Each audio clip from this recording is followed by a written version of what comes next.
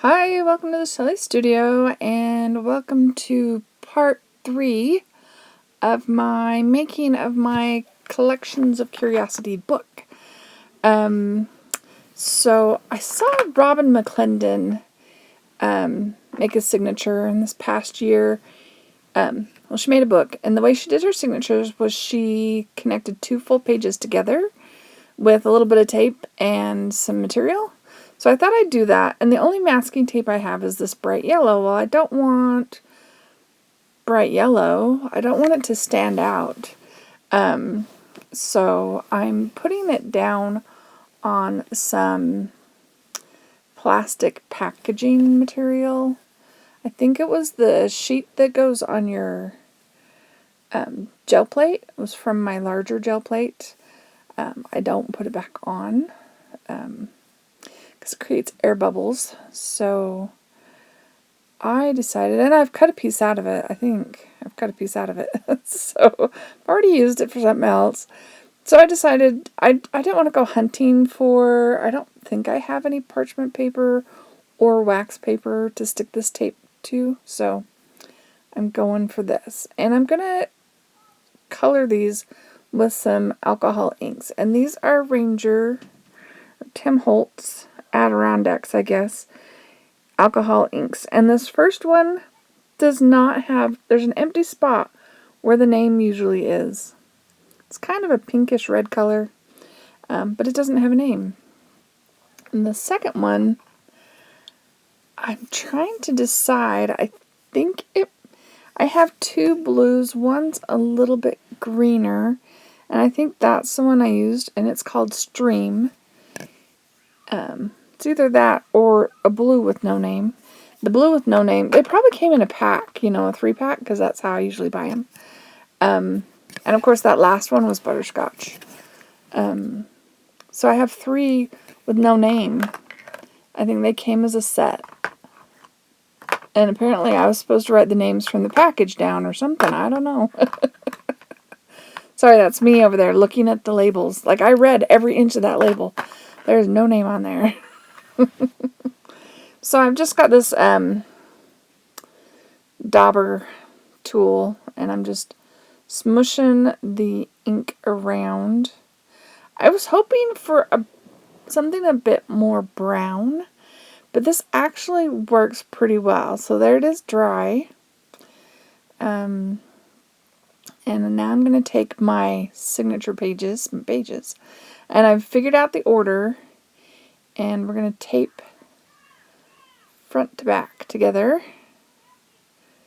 I decided to go to the other side because it will match my crazy tape a little bit better. And yeah, I'm going to tape them together.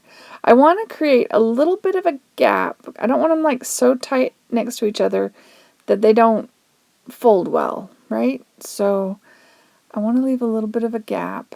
I'm pulling this out. It sticks really well to that plastic. But see the color? I mean, so for my yellowish and brown pages, this is going to work well. So I'm trying to get it lined up, and I decide, okay, I've got to pull out my little cutting mat that has a grid on it so that I can line these up better. So this video is short because it's just creating these signatures. The next video will be creating the cover and hopefully putting it together.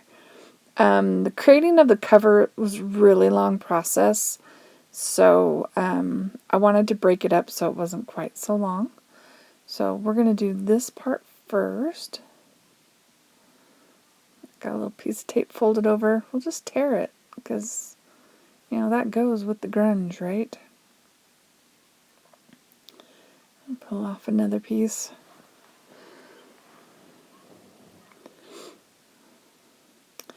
And I totally could have left the tape side. So what I do is I tape these down in 3 places to hold it. I mean, basically it's to hold it until I can get the fabric glued on. And I have a bunch of scrap fabric from one of those rag rugs from Five Below. A few people bought those and unraveled them for the fabric. Yeah, so now I have a lifetime supply of fabric. But I totally could have done the fabric on the inside, but I end up doing it on the outside. You'll see. So I go through, and I think you might see me tape a couple of them. And I do have this in real time. Because this is a really short video, I left it in real time. I didn't figure it needed to be that sped up. So maybe this way you can get an idea of how I'm actually doing this.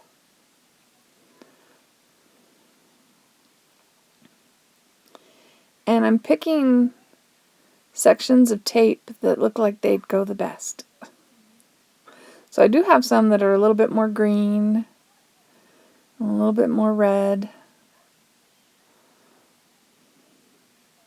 I didn't want to really go over my little red stencil spot, so kind of working around it.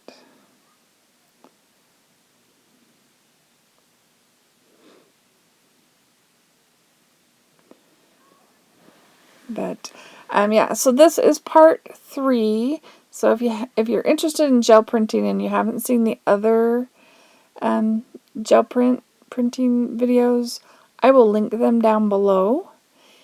And I am going to be doing a video, a hop video of a flip through of wherever my book ends up at the time.